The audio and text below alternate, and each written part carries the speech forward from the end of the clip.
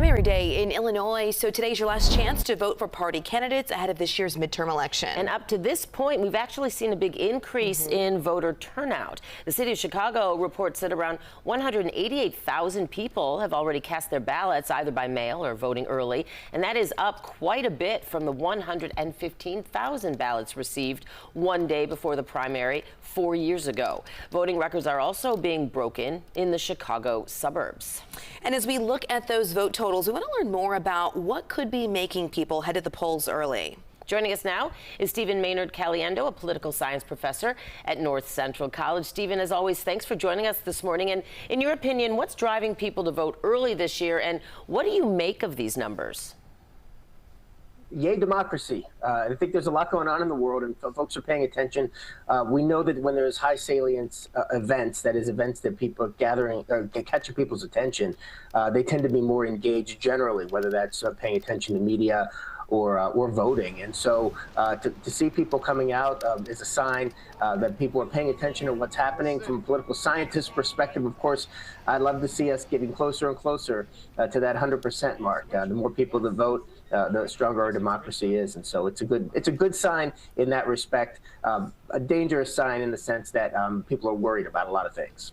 Yeah, definitely. And is seeing these early voting numbers, do you expect to see a big turnout today for the primary too? Do you think that most people voted early? What are your thoughts on that?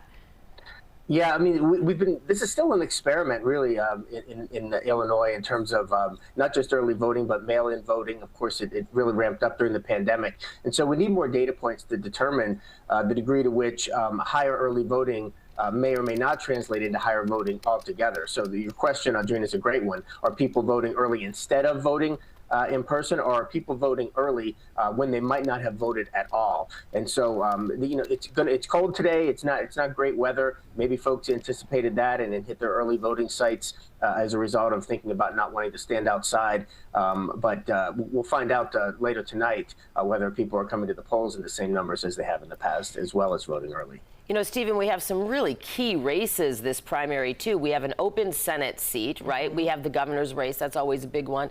Cook County Board President. We have open major congressional seats. How will that impact, do you think, overall turnout today? And what could today's overall turnout forecast for the general election in November?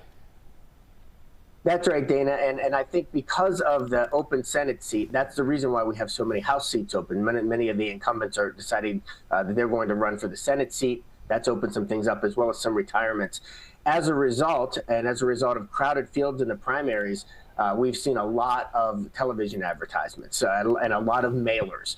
And so folks can't ignore the fact that the elections are upon us. Again, it's a way that they can be engaged.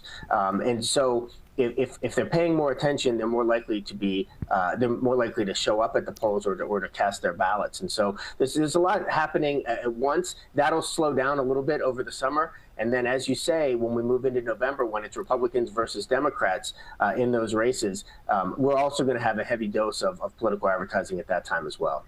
Stephen, I know we'll talk to you in the next hour, and we'll focus more on some of these key races and what you're looking out for. But before we get there, I do want to note this morning at 5:07, people heading to the polls in about 50 minutes here in the state. What race are you really watching? What's the storyline that you're following right now?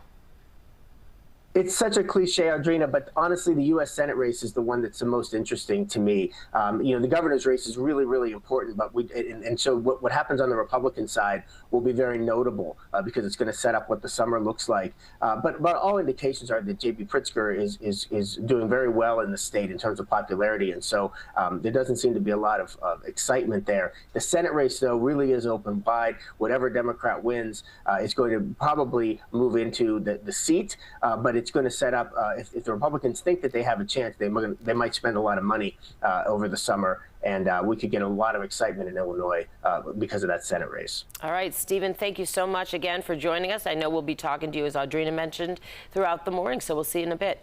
See you soon.